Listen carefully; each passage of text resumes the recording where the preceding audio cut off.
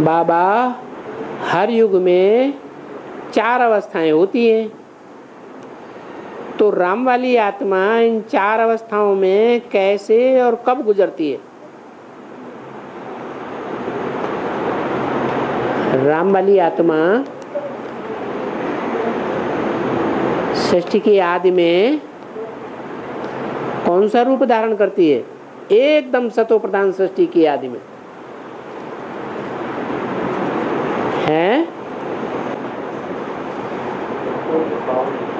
है? विष्णु का रूप धारण करती है।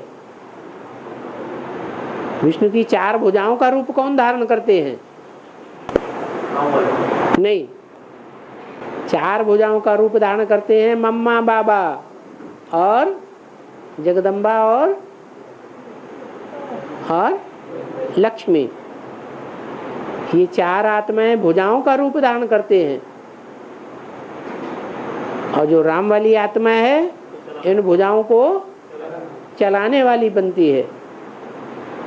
तो इंद्रियां ज्यादा श्रेष्ठ और उत्तम होती हैं, प्रबल होती हैं, या मन ज्यादा प्रबल होता है, उत्तम होता है?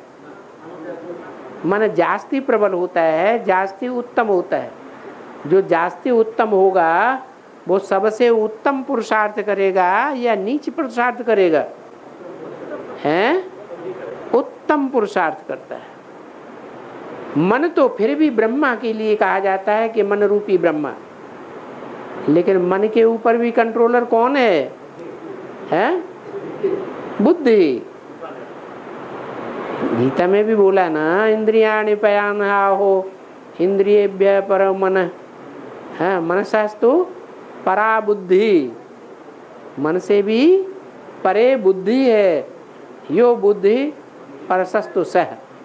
और जो बुद्धि से भी श्रेष्ठ है, बुद्धिमानों की बुद्धि, वो कौन है? शिव बाबा। तो बुद्धि का पार्ट किसका हुआ? शिव बाबा का पार्ट क्या हुआ?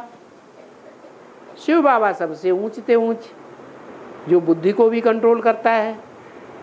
बुद्धि मन को कंट्रोल करती है, मन इंद्रियों को कंट्रोल करता है, इंद्रियां सब मनुष्यों को कंट्रोल किए बैठी हैं।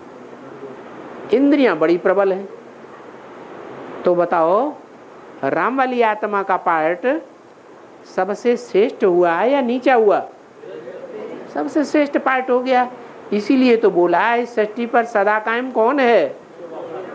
एक शिव बाबा। शिव बाबा तो परम धाम में रहता है, परम धाम का रहने वाला है, इस सृष्टि पर रहने वाला है 5000 साल। फिर क्यों कहा? वो शिव बाप है, शिव बाबा नहीं है वास्तव में, लेकिन राम वाली आत्मा के लिए शिव बाबा है। क्योंकि मुरली में बोला है, तेरी बुद्धि में बाबा कहने से बिंदी ही याद आवेगी। किसकी बुद्धि में?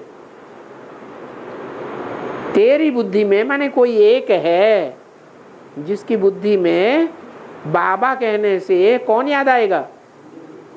कोई साकार याद आएगा या शिव ज्योति बिंदु याद आएगा? ज्योति बिंदु याद आता है। तो उसके लिए ज्योति बिंदु ही बाबा है, बाकी सबके लिए साकार में निराकार बाबा है। तो जो साकार में निराकार बाबा है वो हमेशा है या पुरुषार्थ करके बन जाता है? पुरुषार्थ करके बाप समान बन जाता है। हमेशा के लिए बन जाता है या फिर सिर्फ सतयुग त्रेता के लिए बनता है?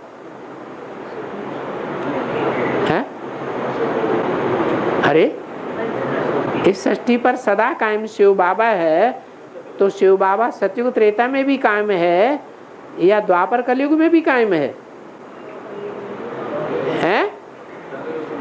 सदा कायम है। सदा कायम है तो वो सतो प्रधान, सतो सामान्य, रजो और तमो कहा जाएगा।